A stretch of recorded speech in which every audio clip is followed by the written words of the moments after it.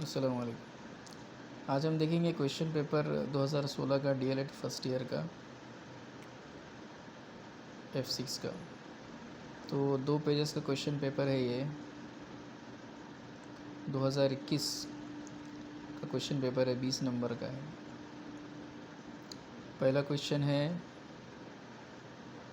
4 number के वास्ते है, उसमें एक नंबर के अंदर 4 ABC है, ठीक है। तो पहला क्या है, मैच द फॉलोइंग पेयर्स। अब इसमें क्या मैच करने का है। राइट ऑफ एजुकेशन हमने पढ़े, राइट टू इन्फॉर्मेशन एक्ट भी हमने पढ़े फर्स्ट यूनिट के अंदर। तो राइट टू एजुकेशन कब आया, कौन से साल में आया, वो उसको टिक मारने का है। राइट टू इन्फॉर्मेशन कब आया, उसका रिलेशन कौन से साल से, उसको टिक मारना है, ठीक है। बी है 1 नंबर के वास्ते ट्रू और फॉल्स, सही है गलत बताओ। तो अपने को जवाब सिर्फ ट्रू और फॉल्स में लिखना है, तफसील में जवाब नहीं लिखना है।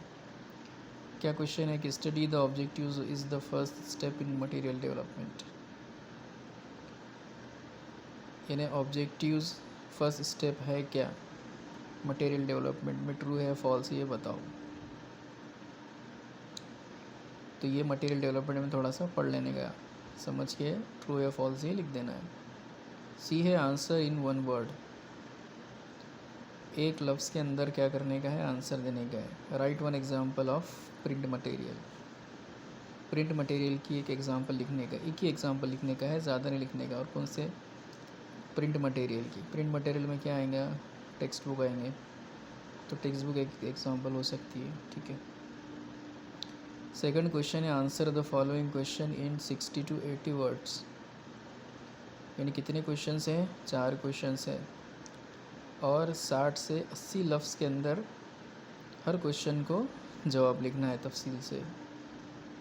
पहला क्वेश्चन क्या है, वर्ड बेस्ड ग्रामर, 2 नंबर के वास्ते है। 60 से 80 पेज सेंटेंस में उसको क्या करने का है, वर्ड्स में क्या करना है, लिखना है। तो क्या है पहला question, what is word based grammar. Sentence based grammar होता है, एक वर्ड बेस्ड ग्रामर होता है। तो वर्ड बेस्ड ग्रामर हमने पढ़ा है, तो उसको थोड़ा सा तफसील में लिखने का है। सेकंड क्वेश्चन क्या है, right a short note on intonation. Intonation किसको बोलते हैं, उतार चढ़ाव को इंटोनेशन बोलते हैं। तो थोड़ा सा एक शॉर्ट नोट में लिख देना है पॉइंट के अंदर, इंटोनेशन क्या होती है, उसकी अहमियत क्या है पढ़ाने के अंदर, पढ़ने के अंदर, ठीक है। थर्ड क्वेश्चन है why we can not consider English language as completely a foreign language. यानी क्या करा उसने, थोड़ा सा घुमा फिरा के लिखा कि why we can not consider, English language को हम क्यों कंसिडर नहीं कर सकते टोटली फॉरेन लैंग्वेज में। तो क्यों नहीं कर सकते, क्योंकि इंग्लिश कोई नई लैंग्वेज हमारे वास्ते नहीं है। जब से अंग्रेज़ आए 150 साल पहले से, तब से इंग्लिश हमारे पास इंडिया में है। तो इंग्लिश हमारे वास्ते उतनी अजनबी लैंग्वेज नहीं है, ठीक है। कोई उतनी नई लैंग्वेज नहीं है, हम इंग्लिश समझ सकते हैं और पढ़ सकते हैं, ठीक है। तो थोड़ा सा अपने अल्फाज के अंदर इसको लिखना है थोड़ा तफसील में, ठीक है।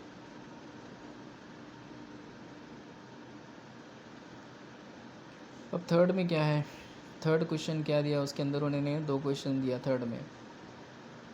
अब पहले जब हमने सेकंड क्वेश्चन देखे तो 60 से 80 लफ्ज़ में था, लिखना है। अब ये है 120 से 160 लफ्ज़ों में लिखना है। तो answer the following question in 120 to 160 words each. 120 से 160 लफ्ज़ों में लिखना है और 3 मार्क्स है हर क्वेश्चन को, यानी टोटल दोनों मिला के 6 नंबर के है ये क्वेश्चंस। पहला क्वेश्चन क्या है कि what is the use of audio visual aids in listening skill. कौन सी स्किल बोल रहा है, लिसनिंग स्किल। लिसनिंग स्किल में क्या इस्तेमाल है ऑडियो विजुअल एड्स का, यानी ऑडियो विजुअल टीचिंग एड्स का क्या इस्तेमाल है लिसनिंग स्किल में। तो ऑडियो विजुअल एड्स किसको बोलेंगे, जो आप सुन सक रहे और देख सक रहे।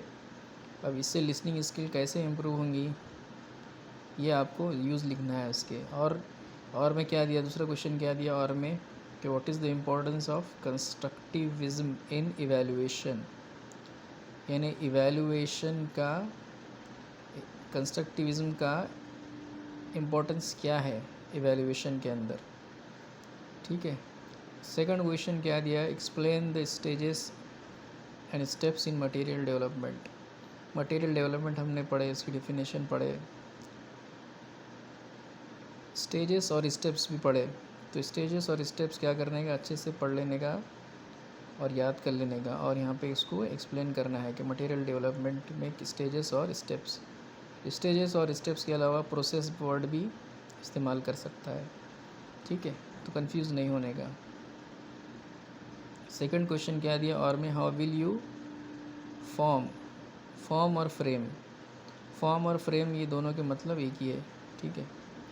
हाउ विल यू फॉर्म और frame pairs and groups in your class है, I think. Improve students interaction in the learning, यानी आप पेयर और ग्रुप कैसे बनाएंगे बच्चों के अंदर, जिससे बच्चों का इंटरेक्शन जो है इम्प्रूव होगा लर्निंग के अंदर। तो ये आपको थोड़ा सा एक्सप्लेन करना है अपने अल्फाज में, ठीक है।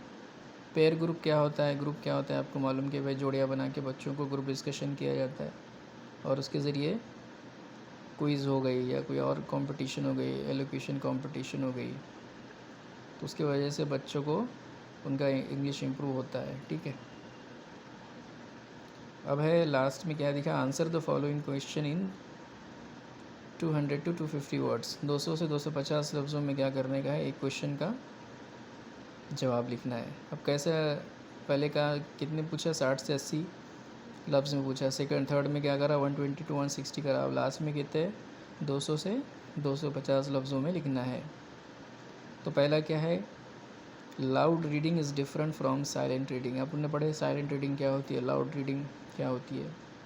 Which features you consider important in loud reading, यानी लाउड रीडिंग अलग है साइलेंट रीडिंग से, ठीक है।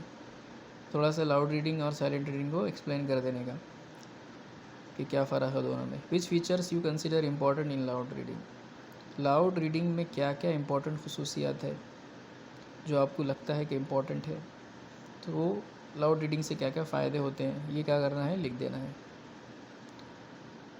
अब और में क्या दिया, अगर ये आप नहीं कर सकते तो दूसरा क्वेश्चन क्या करा कि how will you increase the comprehension level of your student. Comprehension level मतलब क्या है कि अंडरस्टैंडिंग लेवल बच्चों का आपके, कि how will you increase the comprehension level of your students.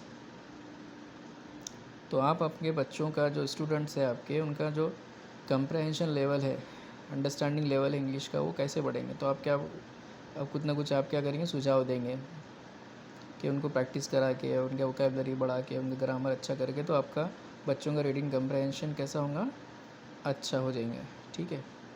ये हमने क्वेश्चन पेपर को पूरा अच्छे से कवर कर लिए।